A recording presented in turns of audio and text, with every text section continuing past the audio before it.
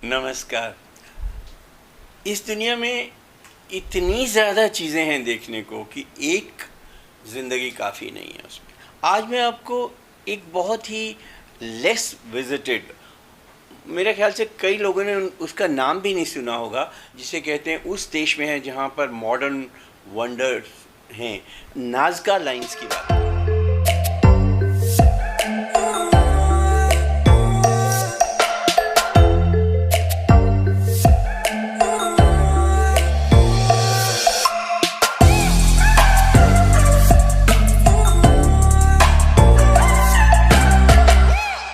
Nazca lines south America में है।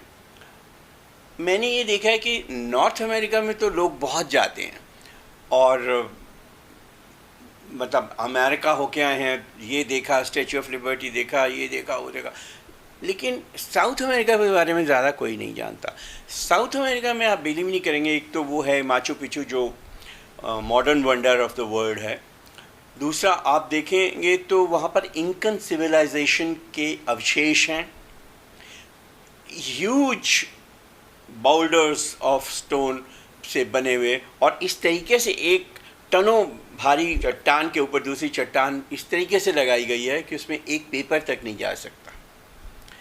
और इंकन सिविलाइजेशन के अवशेषों के अलावा वहाँ पर आप देखेंगे तो जो टेंगो डांस है बुएनस एयर्स में इन्वेंट हुआ था, वहाँ के हम एक रेस्टोरेंट में गए जहाँ से वो ओरिजिनेट हुआ था, वो देखने वाली जगह है। फिर एक और मॉडर्न वंडर है इगुआसू फॉल्स। नियाग्रा फॉल जैसे वर्टिकल है, इगुआसू फॉल लगभग 2 किलोमीटर हॉरिजॉन्टल ऐसे फैली हुई है, यहाँ से लेकर वहाँ तक।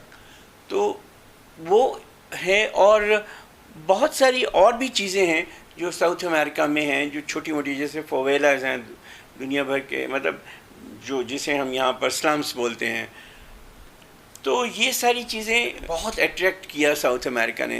तो दिल्ली से डायरेक्ट फ़्लाइट लेके मैं लीमा पहुंचा। लीमा से अगले दिन टूर लेना था, जिस दिन पहुंचे वो शाम खाली थी, अगले दिन लीमा का टूर लेना था।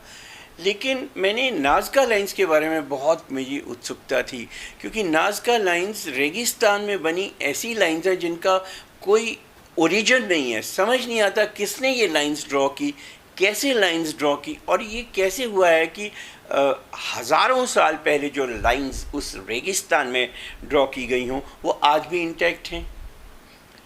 उसको देखकर स्टोनहेंज की याद आती है, जहाँ पर बहुत टनों भारी पत्थर ला के रखे गए हैं, उस वीराने में रखे गए हैं, जहाँ ये समझ ही नहीं आता वो कौन लाया, कहाँ से लाया, कैसे लाया और क्यों लाया।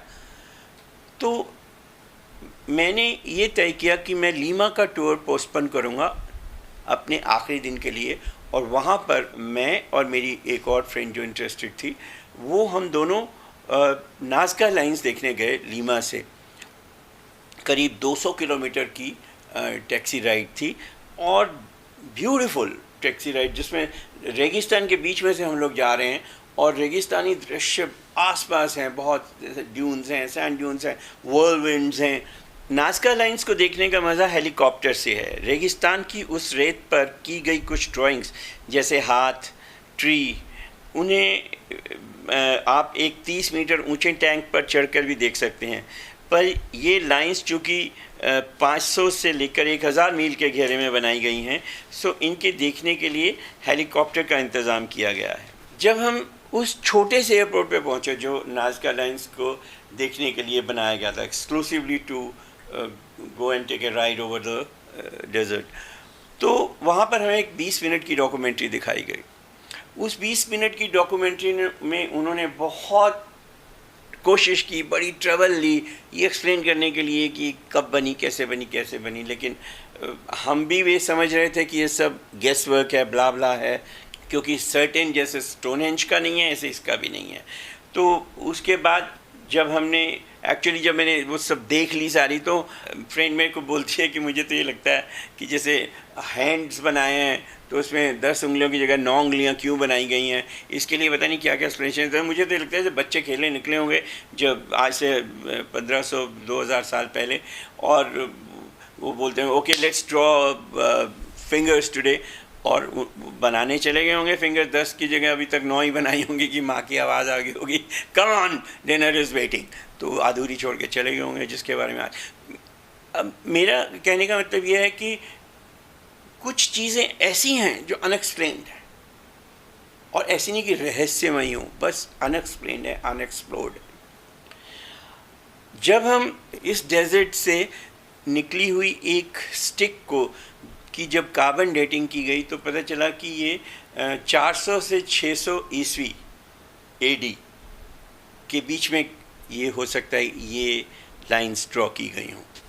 सिंपल तरीके से समझें तो इन लाइंस को ड्रॉ करने के लिए उन्होंने ऊपरी सतह से ग्रेवल यानी रोड़ी पत्थर हटाए, फिर 4 से 6 इंच गहरी ट्रेंचेस यानी छोटी छोटी खाइयाँ खोदी और इस तरह इन लाइंस को बनाया।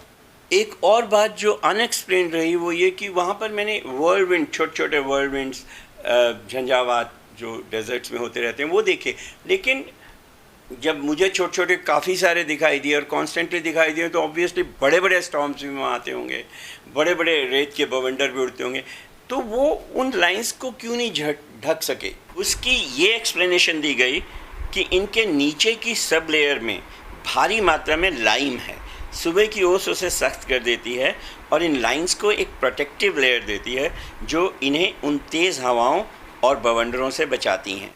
ये आज तक कोई नहीं एक्सप्लेन कर पाया। हमारा पायलट बेहद खुशमिजाज व्यक्ति था, लेकिन उसे हेलीकॉप्टर को कई बार तेज़ी से घुमाना और मोड़ना पड़ता था। मेरा पेट इस अफरा तफरी को ज़्यादा बर्दाश्त नहीं कर पाया। बड़ी मुश्किल से मैंने उल्टी रोकी और घूमते सिर के साथ इन लाइंस को मैंने देख पाया।